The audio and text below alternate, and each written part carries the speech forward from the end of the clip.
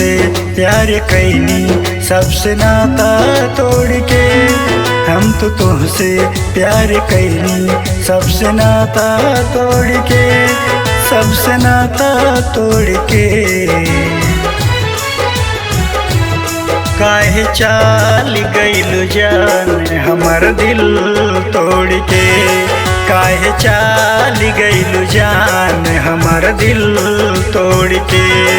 अब तो भईनी हम अकेला तोहर साथ छोड़ के, अब तो भईनी हम अकेला तोहर साथ छोड़ के, तोहर साथ छोड़ के।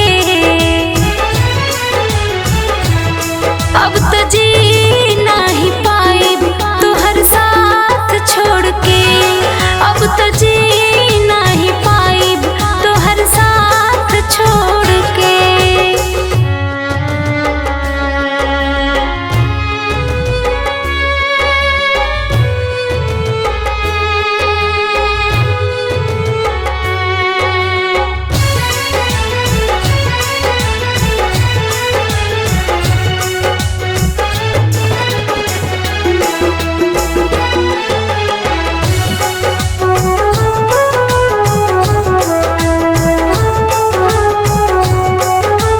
किस्मत में ना रहू तो प्यार काहे के कैलू, साथ देवे के ना रहे त रोग काहे लगैलू। पास आवे खातिर कोनो नाही दूरी रहे, साथ छोड़े खातिर हमरा मजबूरी रहे। अब तो रोवा तानी जान इंतजार कोई के, अब तो रोवा तानी जान इंतजार कोई के, इंतजार कोई के। अब तो जी नहीं पाइब तोहर साथ छोड़ के, अब तो जी नहीं पाइब तोहर साथ छोड़ के।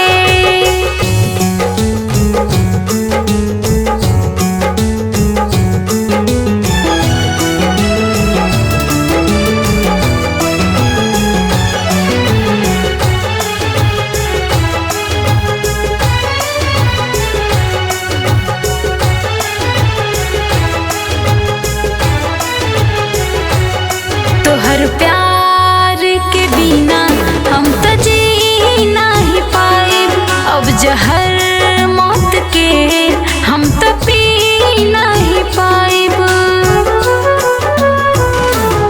अब तो खुश रहबू अपना पियावा के संगे, मारी जई है अनिल तोहरा यादी के संगे। आ जाए अब तो करे जा हैदर के छोड़ के, आ जाए अब तो करे जा हैदर के छोड़ के, हैदर के छोड़ के।